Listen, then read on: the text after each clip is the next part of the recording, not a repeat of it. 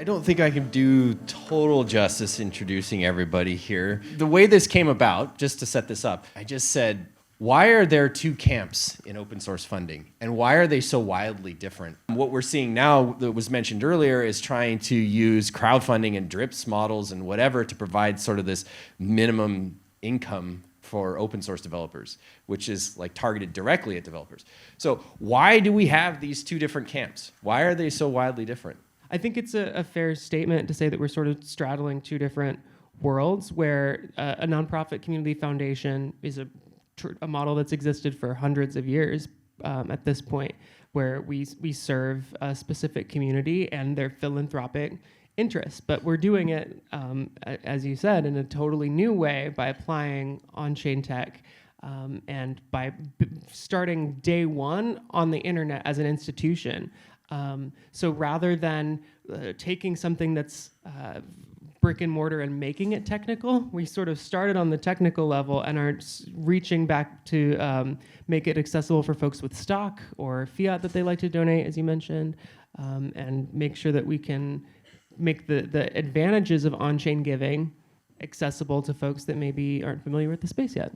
I know that Brian and the Linux Foundation and Mozilla have had very long visions and have built sustainable institutions that we all rely on. How can we have a longer model, longer vision, if what we're doing is these short directed grants? What we're focused on right now, funding-wise, is getting people over that valley of death to the sustainability point, and then whatever comes next. I think there have been parts of Mozilla that have had that longer-term vision about how to fund stuff.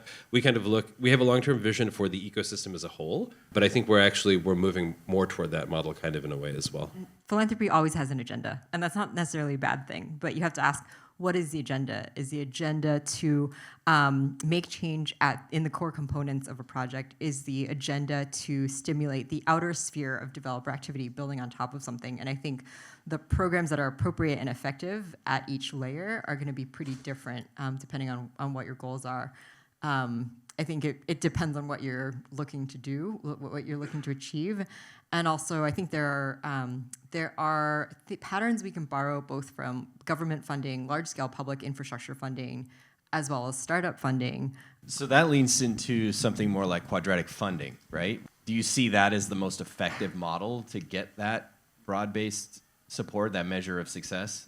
I think it depends on what layer. So whereas if you're talking about those bigger, deeper projects, it looks, for us, it's looked a lot more like more traditional funding where any other type of funder is joining in to fund the same goal or the same purpose. At a certain point, you'll be able to say that unique value proposition, there's companies realizing that now is the time to go to those stakeholders and say, for 1/100th of the value you're getting out of that, be a part of a collective funding mechanism to not only sustain it, nurture it, but continue to push it forward as this layer, while all of you are building proprietary value at this layer, next layer up, right? Because the current funding mechanism for IPFS, I think, is going to get us to that point. But you think about the 30-year horizon, 40-year horizon for this stuff, and we need those stakeholders who are realizing ultimately that value to be a part of moving that forward. And I think we can plant some of the seeds of that. Now we have with the Decentralized Storage Alliance, which is a good start at that. But I think we'll see more of that in the Filecoin ecosystem. I think there's a ton that we can learn, and I think every talk I've seen today, there's ideas that I'm like, oh, these are things that we could try and should try. I think, like you said, it's not even necessarily about using the chain. It's kind of, what are the ways that we can invite community into our grant making? What are the ways that we can have community kind of be more participatory in our grant making? And I think that's a huge part of what I'm thinking about this year and kind of going into the future. And I think that there's so many ideas that I've heard today. Liz talked about having current grantees have a hand in choosing the next round of grantees and having grantees choose your funding themes and things like that. I think there's a lot of ideas just about kind of inviting in community participation that could be really helpful there. I think one of the things, one of the benefits we have is the experience of grant making in this space and the experience that we have in the open source ecosystem. And so there's just things that we've learned over time through trial and error, right? So one of the things that we found is, with good intentions, you can airdrop $1,000, $10,000, $100,000 on a project that is not prepared to receive that money, and that you can sometimes create more problems than you solve by doing that. Projects have to be prepared to receive funds. They need to have the financial infrastructure, they need to have the community infrastructure. And so those are the kinds of things that we've learned over time that like we would also love to share with folks who are new funders in this space who are, maybe have the energy and the funding and the kind of focus in terms of who they want to fund and what they want to fund. But there's so many things that we've kind of learned about the best way to work with projects, right? Mosh said, money can't do all the work, right? And I think that like increasingly we're moving toward a model where we are working directly with awardees to figure out, in addition to the funding, what are the things that they need in terms of community infrastructure, governance infrastructure, what are the kind of missing pieces to the project that we can provide through expert guidance, workshops, a cohort model kind of similar to the cohort model that Liz talked about.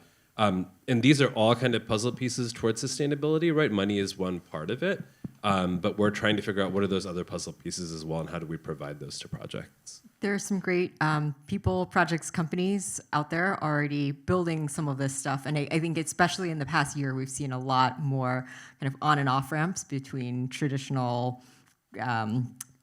funds, crypto funds. I want to give a shout out to the DRIPS team, who, if you haven't heard of DRIPS, you can basically specify who's going to be the recipient of your funds in a GitHub file, and then they can claim, the maintainers of that GitHub repo can claim those funds, so they don't have to actually incur the tax liability or the paperwork or the hassle of getting funding before they're ready, but it's also they're publicly committed to that project. I don't know if that's something you've come across in your work, man, but teams and infrastructure like that, I think, is going to make all this experimentation much faster and much more approachable. I think that's it for this panel. I want to thank Mehan and Brian and Mosh and Dae for joining us, and I hope that there's a lot of great hallway con that comes out of this one.